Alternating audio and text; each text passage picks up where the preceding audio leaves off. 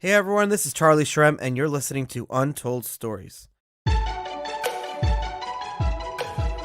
This is a show where we dive deep into the lives and personal histories of some of crypto's most influential leaders and find out how the crypto movement truly came to be.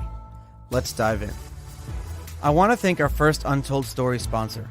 You're used to companies sponsoring shows. Well, we're really lucky to have Scott Oford, the creator of CryptoMining.Tools, sponsoring this show. Scott is a broker of ASIC mining gear. What's that mean?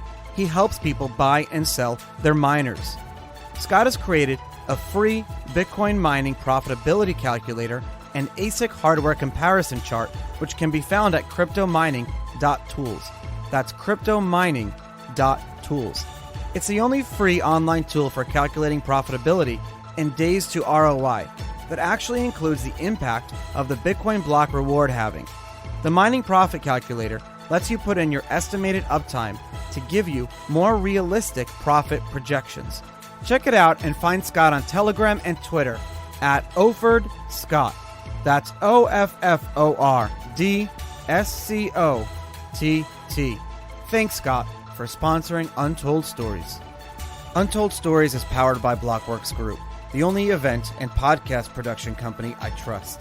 For access to the premier digital asset conferences and in-depth podcast content, visit them at blockworksgroup.io. That's blockworksgroup.io. I promise you will not be disappointed. Today is really special for me. It's the first time I'm actually going to be interviewing my guests here in the studio in lovely Florida. It's like 100 degrees outside though. It's super hot. And we're just actually chatting about what type of sports that we could do, because my next guest, Lennart, he's like, well, it's like our winter time now because it's 100 degrees outside, maybe like 40, 45 degrees Celsius, and we just can't do anything. My next guest, Lennart Lopin, actually really good friend of mine, lives here in Florida. He is the Chief Technical Officer of ByteFederal, one of the largest Bitcoin ATM companies in the United States. He's also the founder of MarsCoin, and an overall great guy, very interesting. Lennart, thank you for coming to the show today. Thanks, Charlie, for having me. So you started, I want to talk about MarsCoin. So you started MarsCoin in 2013, and it's on CoinMarketCap. It's traded on exchanges. I don't own any, and so if I did, I'd have to say like, hey guys, I own some MarsCoin. But tell me about, why did you do that in 2013? So I discovered Bitcoin in 2011, and something strange happened around 2013 where I think people thought, Bitcoin might not be the only kid on the block. What about creating forks of Bitcoin and some alternative versions? This was kind of in the pre-ICO days, if you will. The first thing you could do in those days was just take the code of, in this particular case, Litecoin. There was often, like Pipercoin, Namecoin, right, Bitcoin. And it started out serious, right? Namecoin, and then all of a sudden you had these very strange coins that just seemed to be like a Marvel character, and someone just slashed it on a coin. Like what?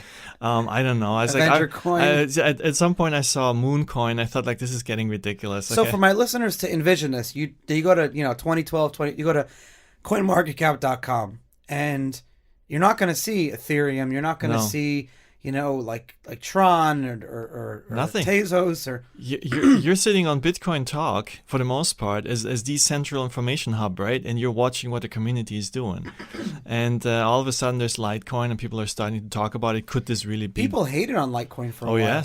Oh yes. Well, some still do. Yeah, but it was like Charlie Lee wasn't seen as like almost like a god amongst men as he is now. Right.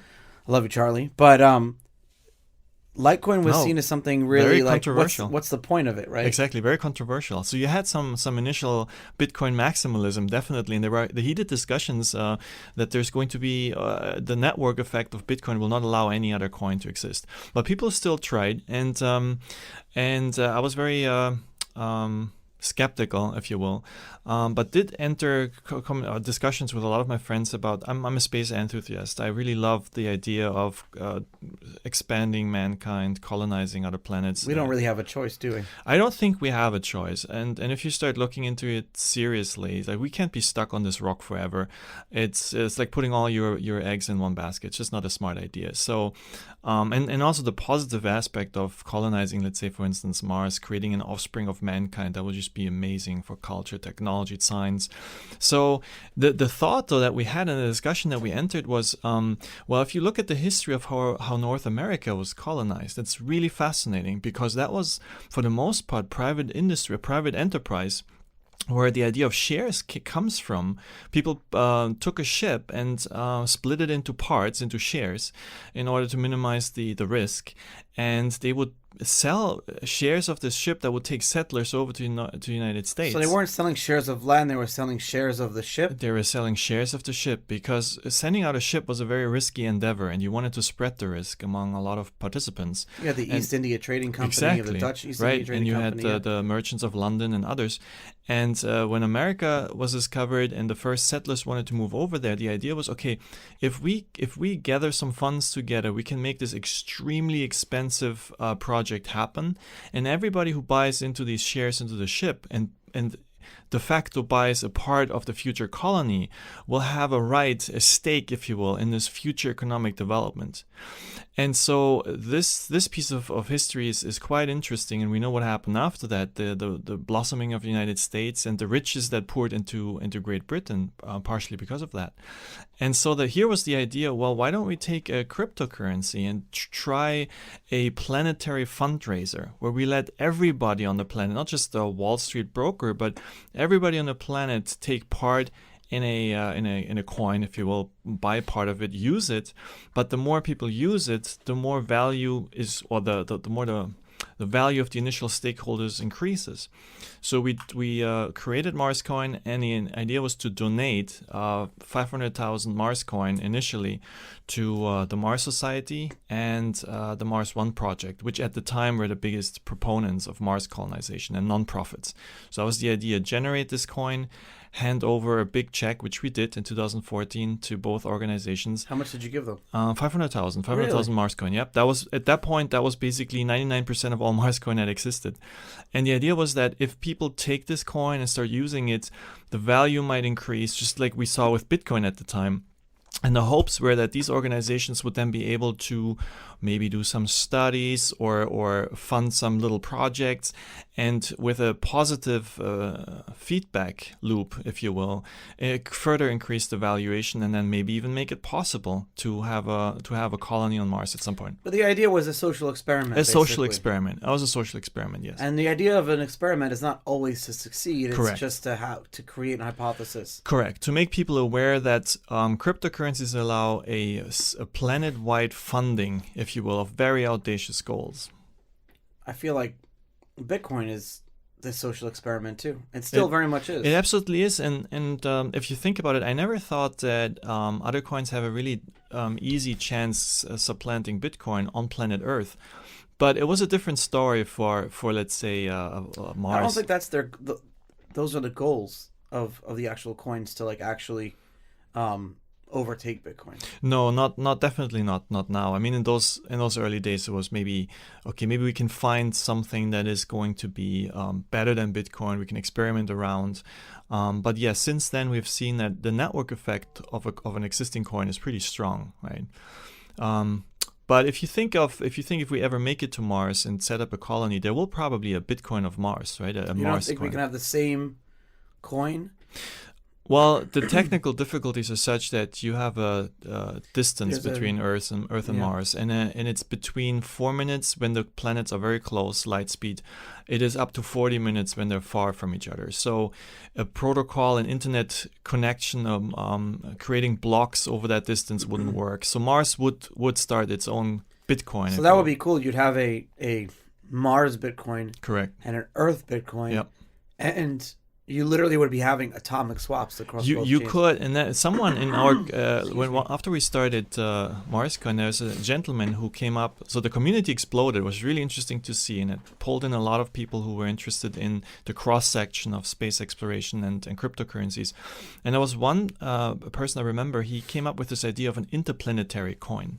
An interplanetary coin that has a very, very slow block generation time frame.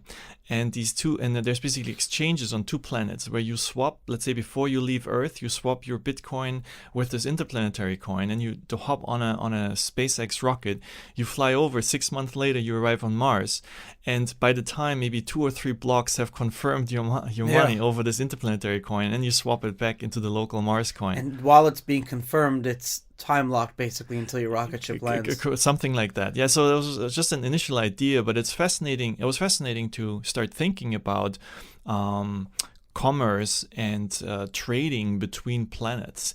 And cryptocurrencies would make this possible. Because how else would you do it? How else You'd have to rely on these centralized parties. And the problem is that because moving data across from one planet to another planet is so slow and controlled by a centralized party, whereas now the internet is relatively free, that you literally need to rely on someone solving the Byzantine generals problem, which was Bitcoin, to trust the information that's coming into the other planet. So the information is coming from one planet to another. How do you trust that the data is real? For example, if you're on Mars and someone's writing you a letter on Earth, how do you know that letter is actually what the person wrote? No, it's absolutely true. So cryptocurrency with this social experiment of MarsCoin was something where we could show that it solved a lot of very futuristic, if you will, problems that may not be tackled for the next 50 years, but the software solutions or ideas are there to play with and experiment with, and that was quite a fascinating episode. So you're playing with MarsCoin, and at this point, had you been running ByteFederal? No, this is 2 years before ByteFederal. I had been trying other little projects because I liked the ideas and technology of Bitcoin, and I'm a software engineer. It's my background. I developed a little MetaTrader type trading desktop, if you will, program that was focused on cryptocurrencies in about 2013 or 2012, very early, and also wrote an automated loan investment robot. If you remember BTC Jam, sure, yeah, BTC Jam was the hit. So people, but they all rely on the centralized companies. A lot of them ran away with their money. That was the problem. There were a lot of people who ran away, and part of the reason for writing these bots was to figure out which of the loans were actually more trustworthy than others, and have an automated system kind of make these decisions. How did you tell? How did your bot or your algorithm tell which loans would be better than other loans? Well, I was looking at historic data on the platform and developed like a trustworthiness heuristic, like a scale or a number metric that would tell me I could trust it. They displayed like the originating country, whether this person had a Facebook account or PayPal account linked, all these kinds of little pieces of information. Profiling. Yeah, profiling in fact. Isn't it profiling bad? Did we learn that profiling? Well, for if you will, if you invest in creditworthiness, that's pretty much what they tried to establish. And these were people from Africa, Indonesia, and India that were looking for microloans. So it was a very interesting platform. Unfortunately, they didn't last very too long, but it was fascinating to have this robot basically while I was sleeping invest on my behalf or issue microloans to people in Africa trying to buy a couple more goats. And for them it was a life-changing What year event. Was this? This was 2000 I think 2014 or 15. So you're launching MarsCoin to fund travel to Mars and colonization of Mars. You're loaning money for people to buy goats in Africa. Yep. What else were you doing? I had a regular software engineering job. So these were projects in the evening. But I worked also on another project that where I tried to bring price transparency to the medical industry.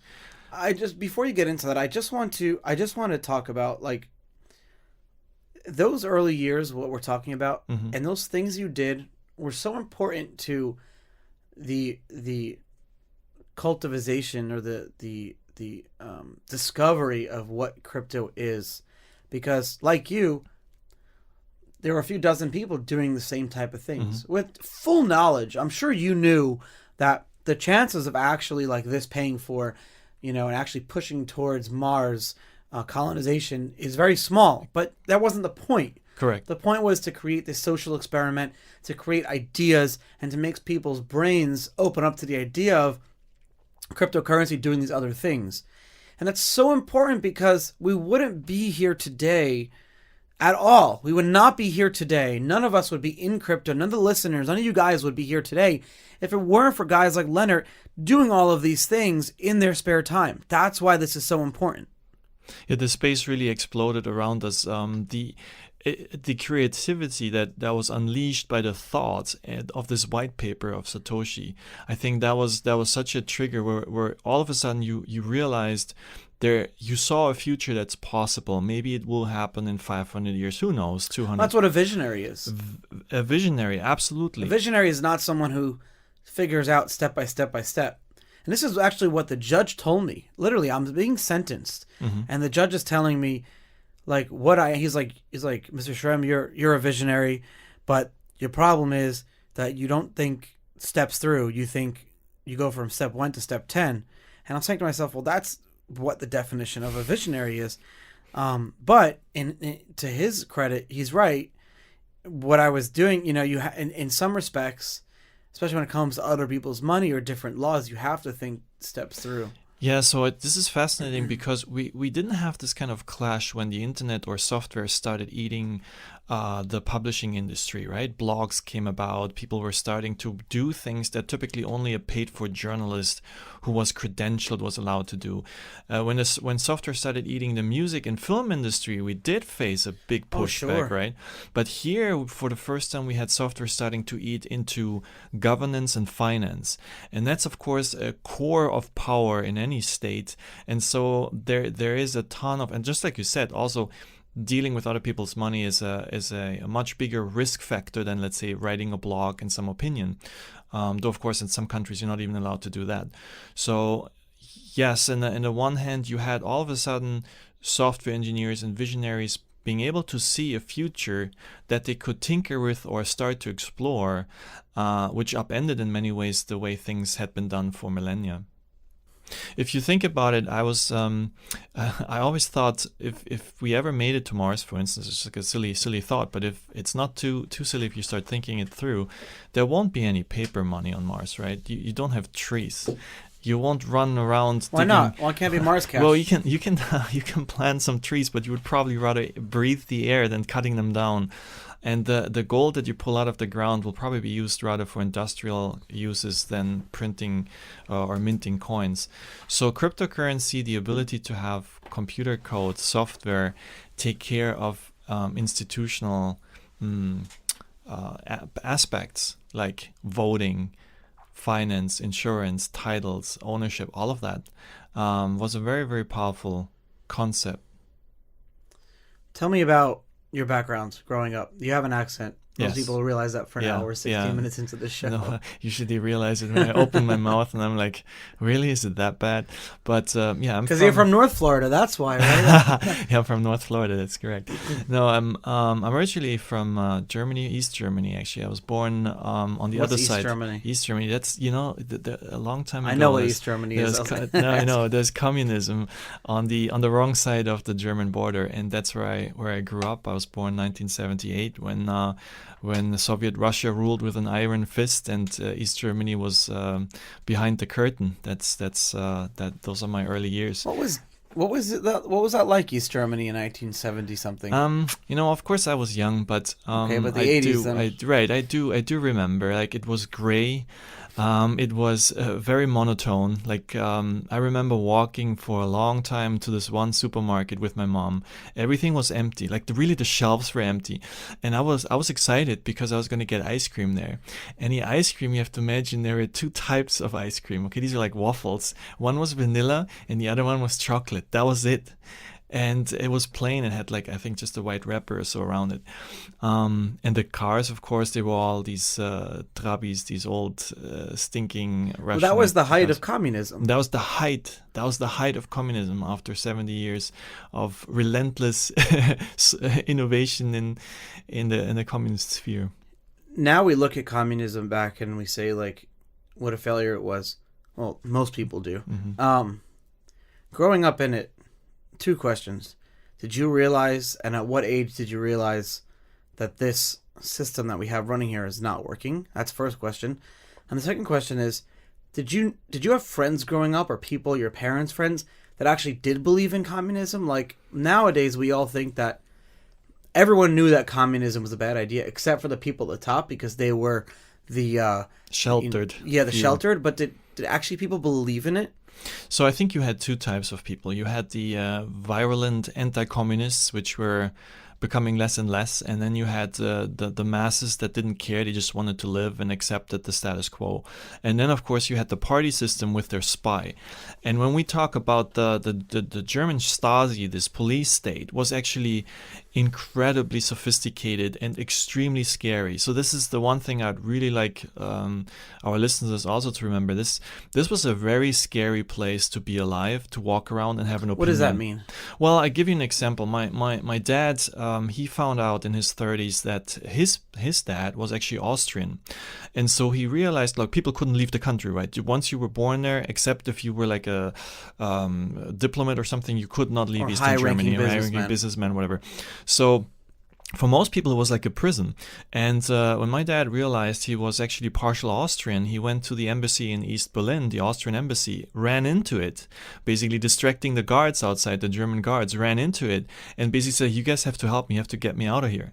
After that, for the next 2 years, the German... Did he get Austrian citizenship at that point? He eventually get, but the German secret police was after him. Now, the problem is he knew after walking into the embassy, he was known. Targeted, yeah. And he was known to the Austrians. If he had not done that, it would have been much more difficult for him. But once the Austrians knew there was a potential citizen, it was difficult for the East German police to do anything. However, later they dug up the files after the East Germany collapsed, and my parents studied their big folder that was put together by the secret police, and there were plans in there to kidnap him and crazy stuff, and parts of the relatives who were actually spies on behalf of the government. Really? Yes. What did your father do for work? He was an engineer, an electrical engineer. Okay, so he's not someone that East Germany would want to lose. That was the point. And he worked for, that's the other fun thing, he worked on Russian boats that were in the shipyard. He's really someone they don't want to lose. Yes, correct, yeah. Eventually, after 2 years, this ordeal lasted, and then we were kicked out. Actually, we were kicked out of East Germany by the East German government. So, in a sense, lucky this was 84, so 5 years before the wall fell. And you asked me when I realized that the system didn't work. I was a small kid, right? But I remember sitting in the airplane leaving East Berlin, and I asked my dad, why does it smell so bad in this plane? He said, like, well, they pump a gas into the plane to make sure that there's no one hiding here before they send it. Do they really? Yeah, they did. And so they pump the cockpit and the fuselage? Yeah, some tear gas or something, just to see if anybody would be a stowaway in the plane, making sure that people wouldn't flee the country. And once we arrived in Austria, I remember walking into a supermarket there with my mom, and the colors just exploded in my face. I couldn't handle it. I didn't know what this was. Like, this was like a playground or something, but it could not possibly be a supermarket. That feeling that you had is similar when I walked into Walmart for the first time. When I got released from prison, I was like, this is way too much. Yep. Like sensory overload right now. I have to leave and wait in the car. Yep. That's how that feeling was. Yeah. So that's my my little background. And so you grew up in Austria after that, basically. I grew up in Austria after that in Vienna. Yeah. With memories of East Germany. Yeah. And I think that definitely sets you apart in the sense that you appreciate a lot of aspects, and you start asking questions early about society, politics, why certain things are run, and you don't take things without asking questions. Are you following Austrian politics right now? I do. What do you think of what's going on? This is a segue, but I'm just curious. It's an interesting segue. Yeah. So Austria is kind of unique in the sense for the German-speaking countries. Very proud people. They're very proud people. Very proud people, and that has to be said first. Yes. And so they're actually their politics is more conservative and national, if you will, than German politics would ever be at this point. Really? Yes. Austrian is they're very proud. Yeah, they're very proud of their heritage, what they have, and so they don't like to be called German. Not at They're not Germans, they're Austrians. No, that history is close. Yeah. There was, however, interestingly enough, there was a period right after the First World War when Austria lost its empire and lost Hungary and all the other Serbia and all these little parts. The Austrians thought, you know what? this is never going to survive. We can't survive. We're too small. And there was a push inside Austria to unify with the German people, if you will. And of course, the Nazis totally they use took that advantage of that. Yeah, that's really interesting. So right now the what's going on in Austria is there was this whole big scandal, and you think the prime minister he's a young kid. He's young. My age. Yeah, he's really young. It's interesting to see. They have a lot of relatively young politicians in Austria too, and it's a good thing. Right? I think so. Yeah, it's a smaller country. There's ways to get into politics, become very active very early on. And they taped a video, and this video was sponsored by someone else. Yeah, and that's still unclear. It was a whole sting operation. It was a sting operation. It cost, actually, I think I saw an estimate somewhere 300,000 euros to put this video together on a Well, it's smart if you want to take down these right-wing people, and you just prove how connected they are to Russia and everything. That's really all you have to do is create a sting operation. It was a pretty clever setup, if you will, and took down the whole government. Yeah, but Austria, as small as it is, always has these very fascinating things going on. Okay, so you're growing up in Austria. What brought you to this country? I actually, that's a little other segue. After finishing high school, I went to Asia for 3 years and lived in Sri Lanka for a while. And when I came back, I studied in Germany. So wait, you can't just skip over that. What did you do over there? I became a Buddhist monk for about 3 years in Sri Lanka. Okay. And that was because in my mid-teens, after I have been really. What's the title for a Buddhist monk? His deliverance. People say it depends where they are. I think they're just Venerable Sir or something like that. Venerable Sir, yeah. You could have married me. I could have married you? Yeah, you could have been the... Oh, yeah. You could have been like the priest. No, actually, as a Buddhist monk, you can't. You can't officiate? No, you don't. This funny thing is Buddhism is so secular in a way, but it does not support, or they could give blessings after a couple is married, but they don't legally are giving, Interesting. So you lived there for 3 years. You became a Buddhist monk. Yep. Why? Well, I was fascinated by the story of Buddha, and I wanted to kind of replicate his enlightenment. That was a very scientific. I think we all do, version. though. Yeah. Isn't the idea of seeking enlightenment that you never actually seek enlightenment, but the journey to enlightenment is enlightenment in and of itself? Well, Buddha had like this really master plan. And explained step by step what you were supposed to do, and I thought, like, I'm going to take this very seriously. Okay, you're going to follow it. As a German in me, right? Yeah, like, that's the German way. Because it's very detailed. I learned the language, and it's not a blueprint, though. Well, I thought it was so dense and defined that I can replicate it and I can follow the steps. So that you write a whole book about the episodes in Sri Lanka, but Eventually, I decided to leave, came back to Germany, studied computer science and artificial intelligence, machine learning. At the time, my approach was computer linguistics, because now, of course, AI is more almost like a statistical operation, but in those days it was still not clear what would be the best push to move AI forward. And I was fascinated by languages, always have been. AI in the 90s? AI in the late 90s, yeah, and how the mind works. And I thought maybe language is a way to understand and get a crack at this, at how the brain functions and what makes intelligence work. And, the intersection between machines and mind, you can tell there's been a theme in my life from the very beginning. So studied computer science, and then after about 5 years working in Germany in a software company, I decided that Germany didn't feel very, very home. Why not?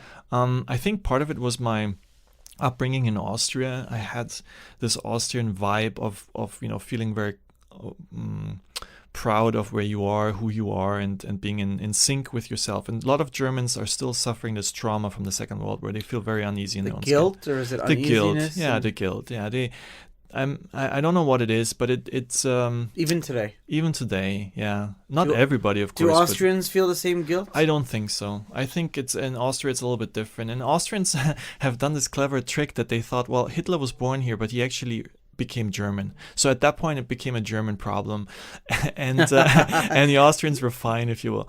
But For Germany, I think it's still an underlying issue, and in many ways, the way society functions, I felt very alienated, and had a trip. I came over here in 2005 for the first time and fell in love immediately with the American people, the culture, even if you will, the friendliness, the climate, of course, in Florida, and the opportunities. And that's, for me, as a entrepreneurial type, I think something I think I got from my dad is the opportunities that you have in America are still incredible.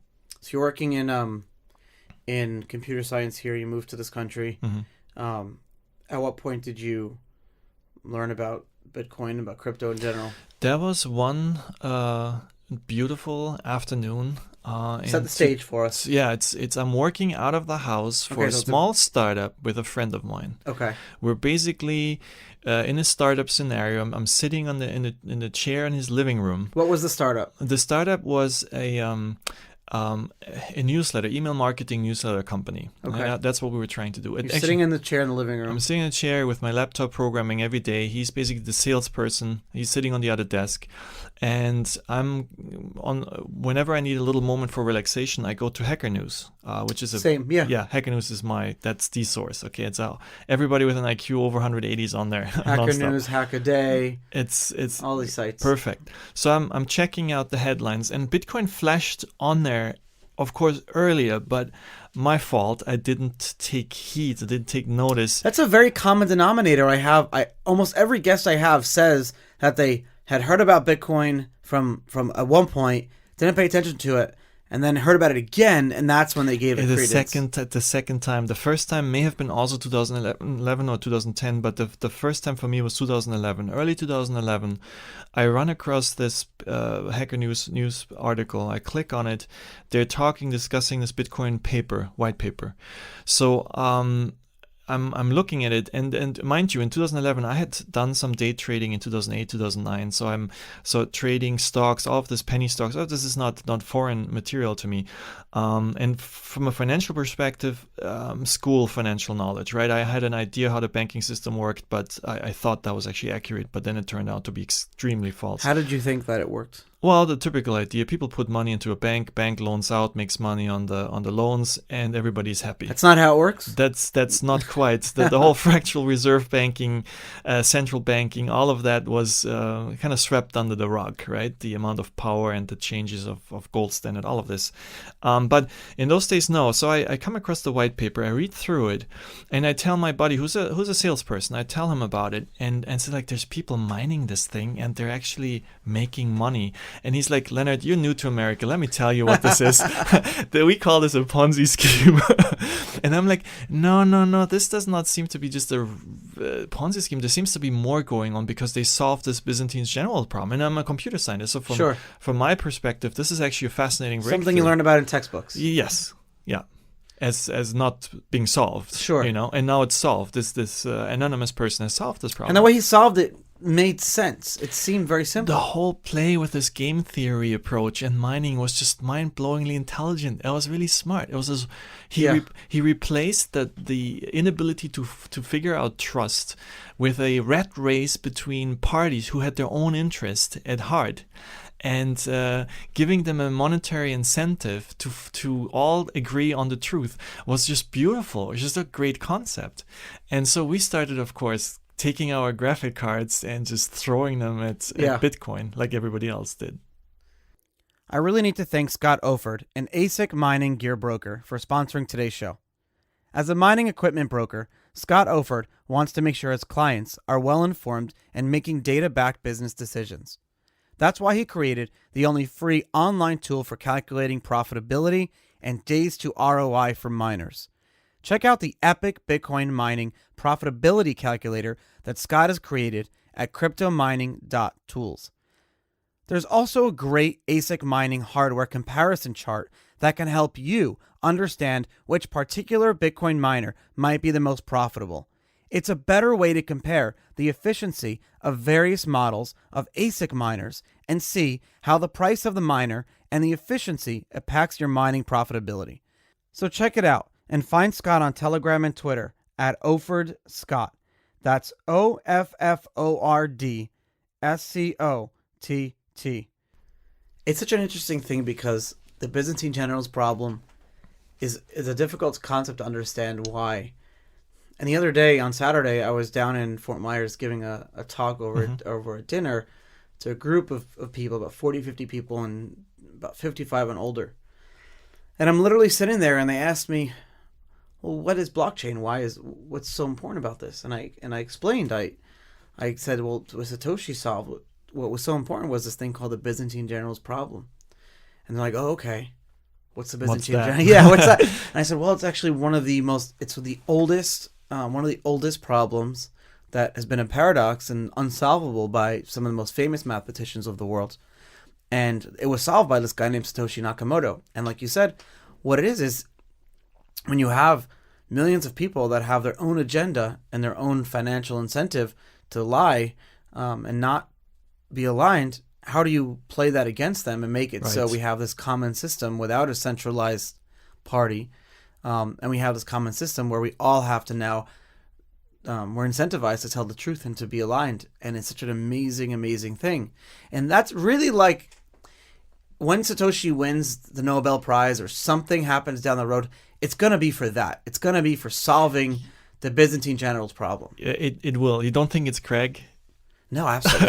Not even. I had to just bring this up. No. Yeah, no, that I guy's totally. such a fraud, and I'm going to get sued just for saying that. But I've been sued by worse people than him. No, I agree that the Nobel Prize would be for this solution that he found there. That's pretty amazing and fascinating. And just like you said, it's not even easy to understand for people in our industry.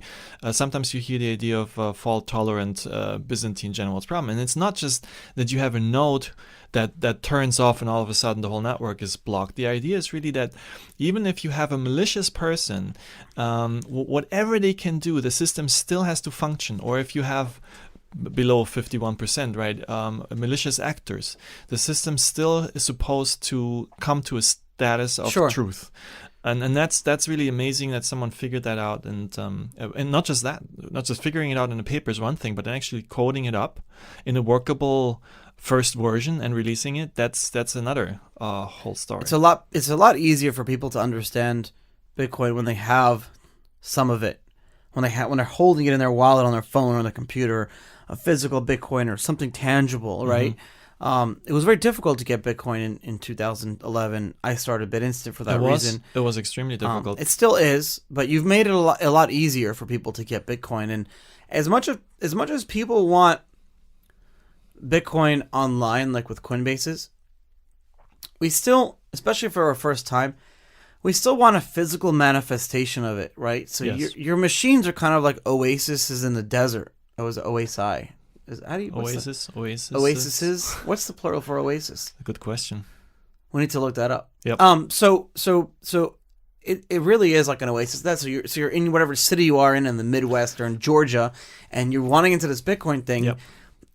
Your machines are not just these ATM machines. They're physical manifestations of Bitcoin for people to go there and there's like the hand of Satoshi is reaching into mainstream. Yes, that's what they are. They're like a plate of cryptocurrency technology that's offered in a box, and makes for people who like I always tell this story. It's really fascinating. Early days, we had a couple of ATMs out, and I was doing maintenance on one of the machines. All of a sudden, a young kid shows up with his parents in tow, and they were older. Like I think he was in his mid-20s, and they were maybe in their 50s. And he had this desperate look on his face, and he kind of didn't notice me really. He just ran to the machine with his parents in some really heated discussion. Then he turned with both hands pointing to the machine, and in his final statement of exhaustion, he said, like, "Mom and Dad, this is Bitcoin."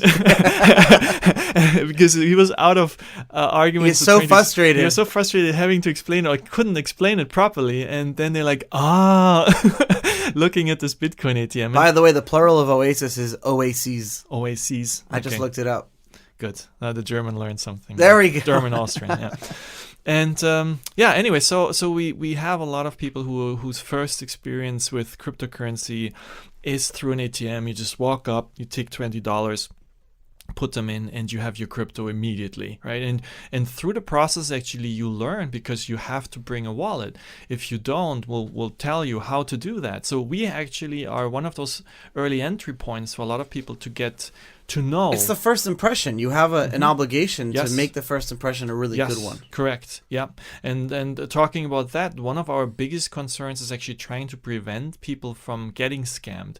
I think at this point, with everything that we've learned and put on these machines and the way they operate, I think we're doing a better job than a banking branch or Western Union, trying to really make sure that people who come. Well, there's a very, very sophisticated scams out there, in which, of course, we didn't know when we got started. And the whole banking system is riddled with these scams, originating very often outside the country. But you have people. I'll give you one idea. One story that I heard recently from one of our customers. Actually. I got to tell you about the pet scam after this. The pet scam? After, okay. Yeah, you tell your scam story. So here's this lady. She's telling me about what happened to her. She was contacted on Facebook by a friend of hers. So it's a Facebook message she gets from one of her friends, which says like, "Oh my God, look, there's this government service that." Oh no, sorry, that was a different one.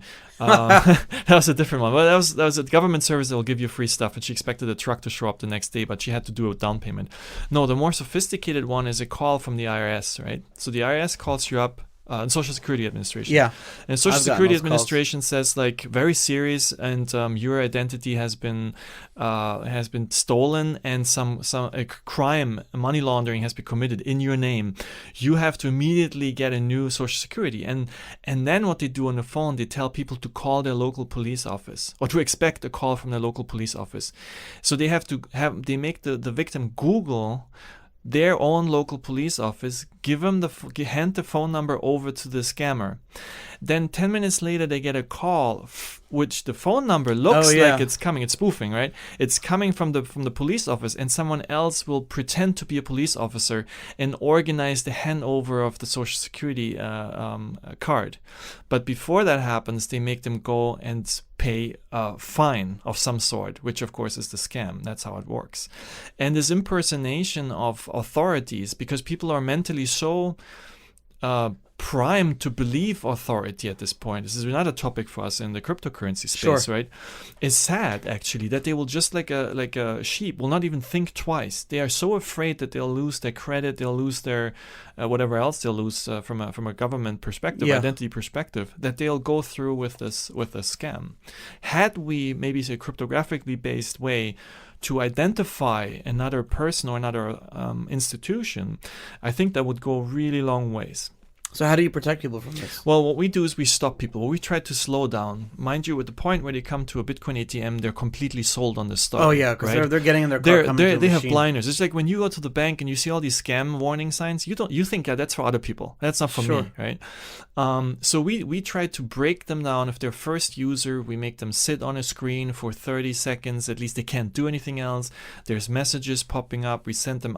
If there's any indicator, this might be someone out of your immediate network, then we send them extra warning messages. But it's difficult to break through to people where we are at the last mile, if you will, of such a scam.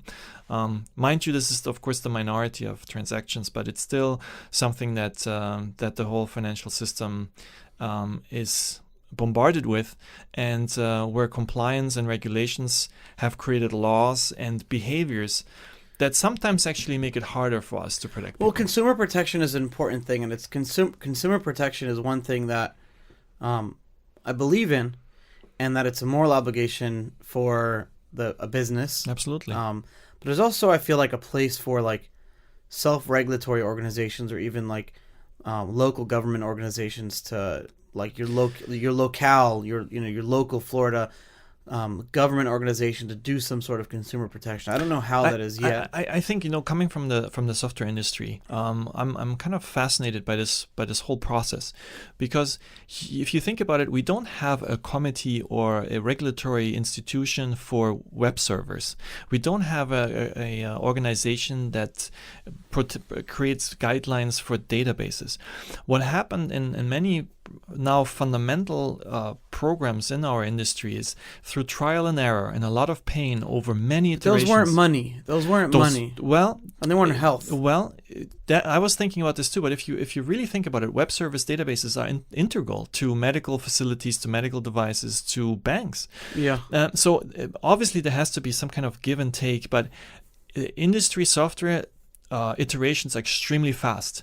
Law is not very fast. It's a different process, right? Yeah. And you would almost want innovation not to be handicapped because it could come up with solutions that might help you and do a paradigm shift on the problem that you have, rather than slow it down artificially because you want to protect people at this moment in time. So there has to be some kind of negotiation, right, between what we have right now and where especially the cryptocurrency industry could take us. I think in many of these instances, through cryptography, we could have a much safer, more transparent a lot of solutions, world. yes. Yes. And I think this is what we see in the United States. There's a struggle, even on a political policymaker side of things, sure, to negotiate those two. We've had a similar situation, but before I get into that, I feel like governments don't want, some of them do, but most of them don't want blockchain to solve their problems. They want to continue solving their own problems their own way, because using it through blockchain technology could potentially rid them of some of the power that they have. Absolutely. I think that's even though they may be better solutions yep. than the bureaucratic ones or whatever it is. The United States is maybe in many regards not even the best example, but there's so many countries on this planet where once you're in a political system, which is a couple of families, sure, they own the control wealth of the nation. Yeah. Yes, and it's a very, very sad situation. For many people, these are prison chains, invisible prison chains. Speaking of which, the scam that we dealt with in 2011 is very early. 2012 was a very, very sophisticated scam actually, and we couldn't catch wind on it for a while. But what was happening was, when you go to BitInstant, you go to our website. You want to buy some Bitcoin, you go to bitinstant.com.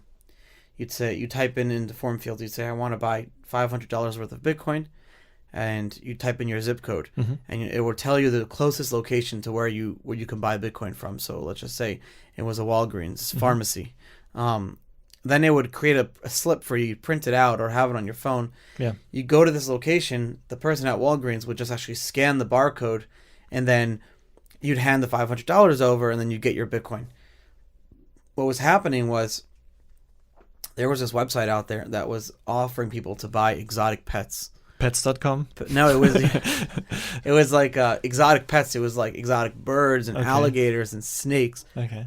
Pets that are largely illegal in this country. So these were pets that people wanted, but they couldn't buy legally.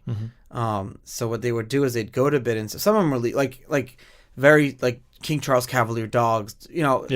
Pets that are hard to come by. They would create these. They would create a fake website and have pictures and names of these pets and where they are. We have some of these pets here in Florida now. Yeah, we do all in the Everglades. And so the person would do is you go to the website and you say, I want to buy this. There's $500 for this alligator. And then the owner of the scam was printing out these slips, and people were going to the store and it'd have the BitInstant logo on it and paying the $500. And the Bitcoin was going to the owner of the scam, not to the people. Shoot. And so like a week later, they'd message us and say, hey, where's my parakeet or whatever? Like, what are you talking about? No. And we call it the pet scam, and we say, oh, another pet scam today. And nothing we could have done to really stop it. So we put on the slip the actual Bitcoin address and say, is this your Bitcoin address? And did you print this slip yourself? It was up to us. There was, we actually did call the authorities. No, we did. We had these people call their own police precincts. We didn't know what to do. We had all these examples, but it was up to us as a business to do our own consumer protection for our own customers.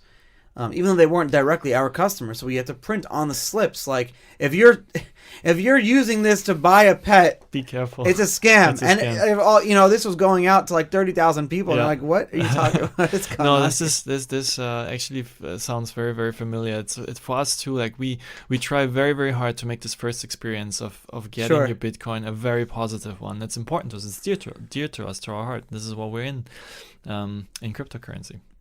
So how's ByteFederal growth been? Tell me about like what's been going on during the bear market.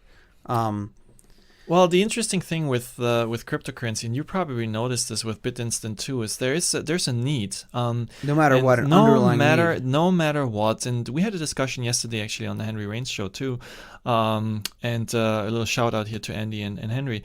But the discussion was about the interesting niches that Bitcoin fills. Like online gaming is, for instance, another one where a lot of people all around the planet realize that the best way to actually transfer money is using a cryptocurrency, simply because with cards you have chargeback, you have the fees in the middle. Yeah. With banking, very often some places don't allow certain banks to operate or whatever.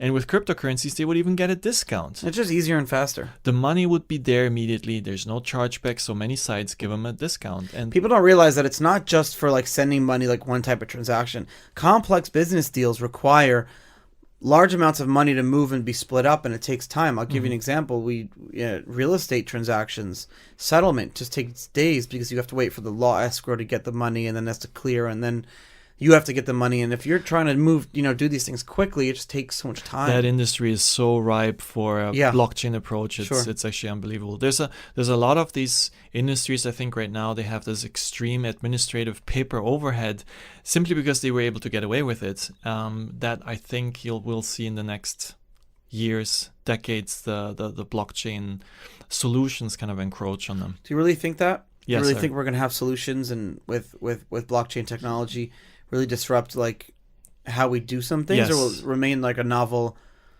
fun word that people say that they're doing? No, so of course I have to maybe specify this. I think there's a lot of hype around what simply a database could do, right? A distributed database doesn't have to be a blockchain, but I think there's a few cases where, in my case, I would always want to tie it to a public blockchain. To be honest, right? If I had permissioned blockchains, private blockchains are like scams. It's very often it's they're an no more better than oxymoron. Google spreadsheets. Correct. What I see, what's happening with IBM, Hyperledger, and other projects is they could have done many of these projects with a regular distributed database, but they could never get everybody on board. And it seems like it has the keyword blockchain. With this keyword blockchain, they kind of have a chance now to build something that is still just a distributed database with maybe a little bit more structured ways to let other vendors participate in it.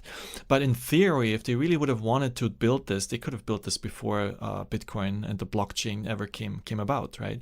So there's definitely that. However, I do think that you will have a future where a lot of the machines will talk to each other. So if you think about it, if you think about how you envision a divine, people say always like technology, if you don't understand it, looks like magic, right? If you look at our cell phones and you can see a future where you walk up to a house or a car, and by just buying it in the spot, the ownership, the title will be transferred. You're basically unlocking a car, getting into it, and it's yours. And maybe 5 minutes later, you'll sell it on the market, and everything will happen in the back with avatars on constantly active markets globally. Sure. Right? While you as a person just experience an extremely higher standard of living that will, to someone 500 years ago, look like you were divine, because doors open to you and machines basically listen to you and do your bidding. I'm trying right now to my friend and I, actually in Austria, we're trying to split a piece of land and build a few apartments, and then we'll rent it out just as like a long-term retirement thing. And I don't even,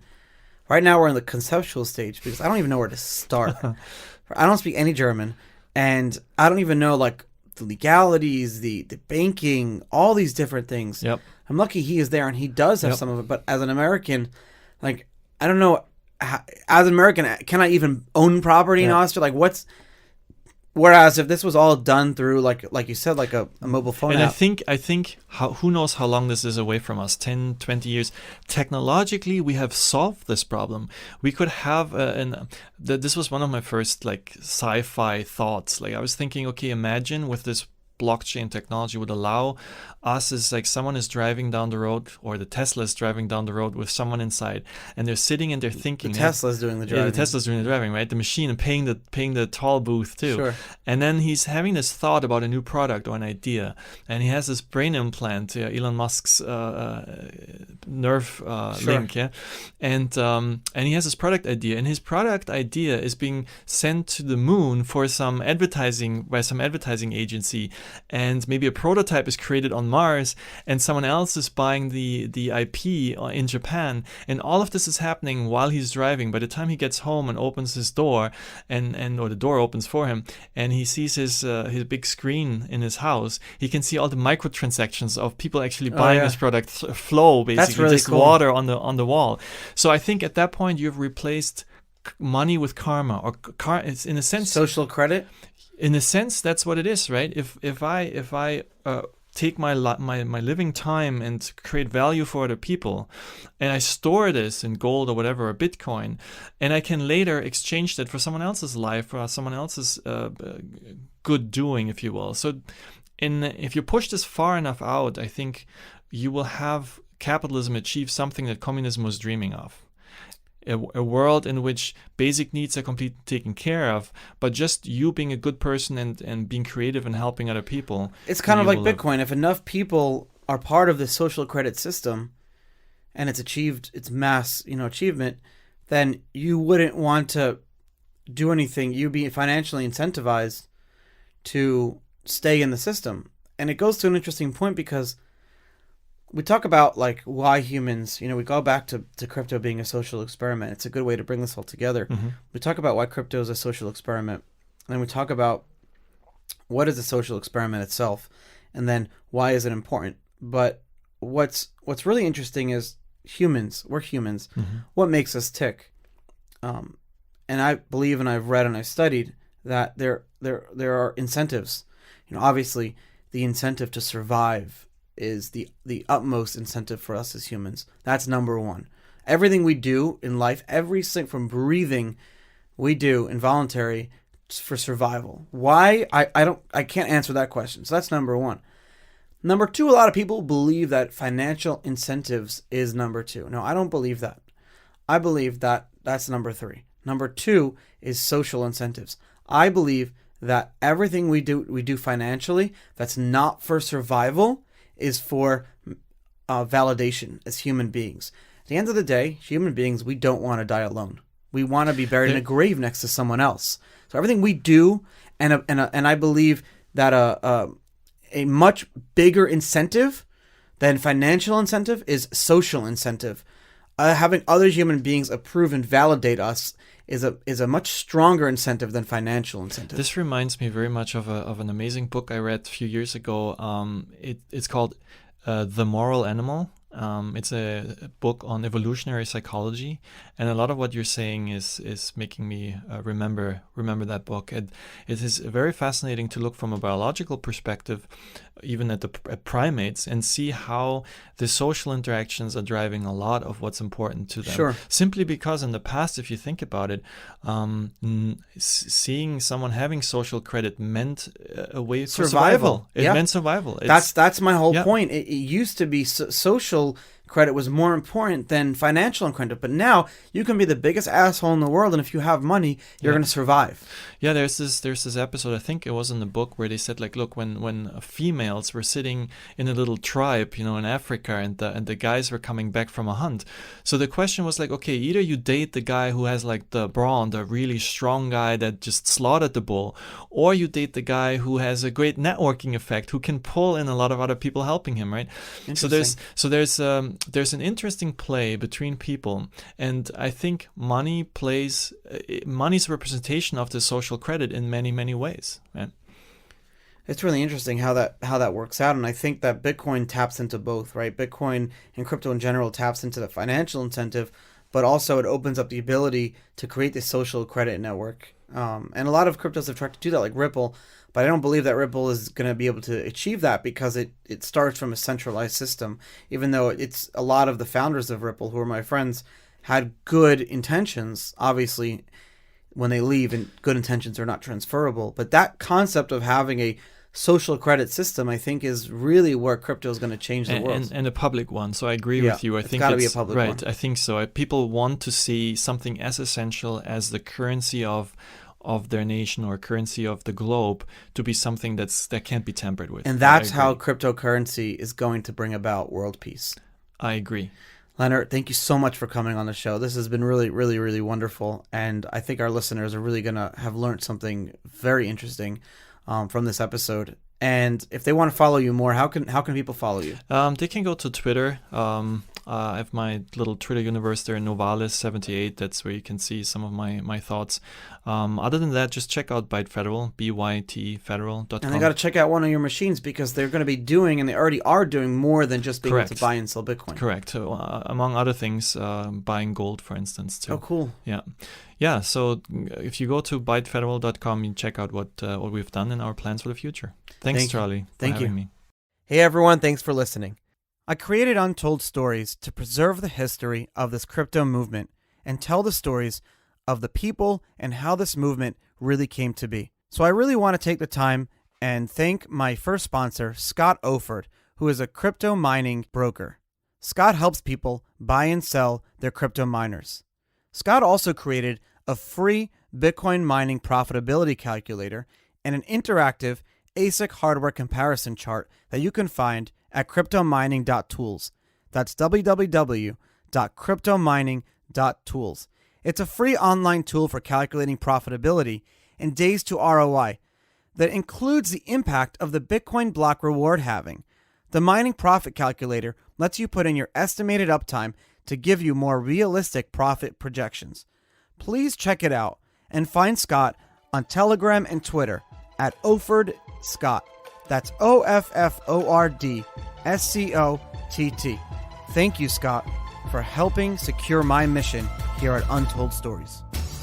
New episodes go live every Tuesday at 7 a.m. EST. Links to our Apple and Spotify channels are in the show notes. You can also follow me on Twitter, Charlie Shrem, to continue the conversation. See you next week.